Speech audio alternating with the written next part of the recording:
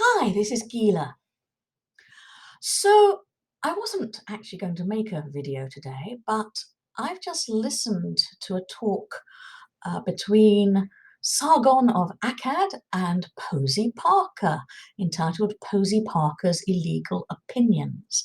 Now, I've never heard of this lady before, and in fact, I never heard of trans or binary or non-binary before I entered a competition in 2017 for women composers or anyone who identified as a woman or non-binary, binary, etc., etc. And I found the whole thing quite amazing. But my piece was one of the pieces chosen, so I'm extremely grateful to that competition. So I don't like to cast aspersions at all, but that was the first time I ever came across any of these terms. Perhaps I live in a little bubble living in Israel, and I'm an Orthodox Jew, so women actually are supposed to dress in women's clothes and men are supposed to dress in men's clothes according to the Torah, and there's a lot of old-fashioned courtesy. I live in a very nice residential area where things are pretty safe. Children are free to be children. And about the worst thing a religious girl can do, it seems, before she gets married, is to hang out in malls with her female friends.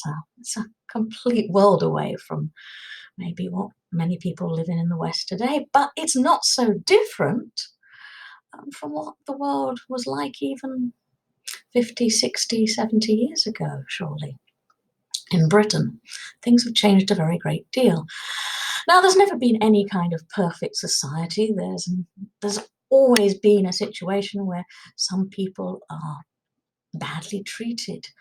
For instance, there might have been a better morality, at least on paper, but guess who got blamed if there were any children? It was the women who had them, who were shamed, and it was the children themselves who grew up with the stigma of illegitimacy. One thinks of Catherine Cookson, who grew up with that, and that spurred her to write some very powerful novels.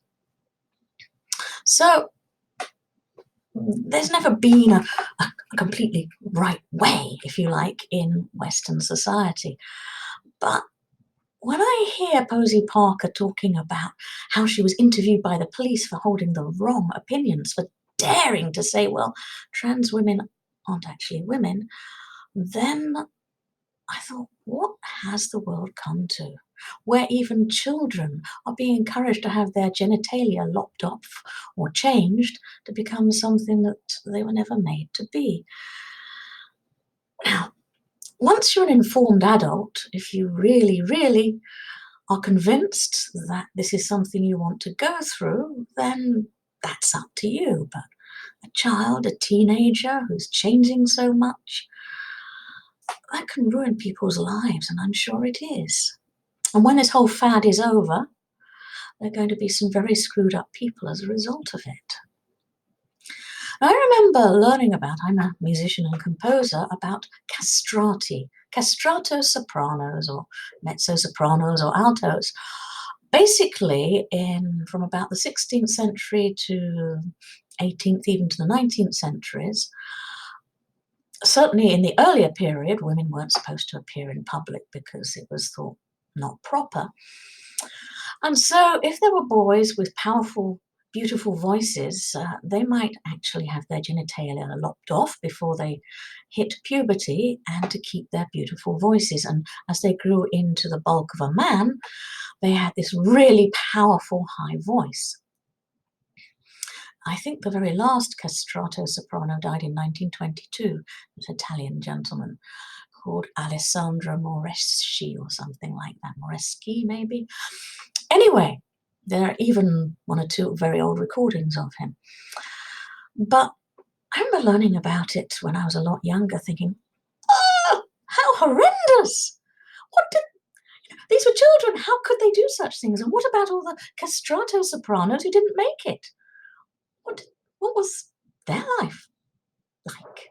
So, but now it seems that boys can be castrated because apparently their parents believe they're the the wrong gender. There's something very, very wrong with this picture.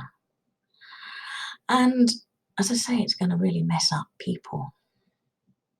And we need to be able to speak about it. To be hauled into the police for holding the wrong opinions because you dare to call someone who likes to think they're a she a he. I mean, it's bonkers. I'm sorry. And what about the rights of the person who feels that somebody who's born a male actually is a male? And biologically, you cannot change sex. With a very small minority of genuine intersex people, you can't change sex, whatever you do to yourself. Not really. I once met a transsexual person who was obviously someone who had been born male, from the whole way they sort of stood and held themselves, even though obviously they felt they should have been female. Anyway, I just wanted to talk out about that because I find it horrifying. Maybe it's because as I say, I live in my little bubble. I mean, I try and keep abreast of what's happening in the world, but I live in a traditional kind of way of life, and there's some very happy people here. Is everyone happy? Probably not. Things happen, but surely isn't being the way we're meant to be, in the end, better for all of us, better for the whole of society? Okay, thank you so much for listening. Have a great day. And please, we need to speak out for freedom, human rights, and be able to express our opinions openly.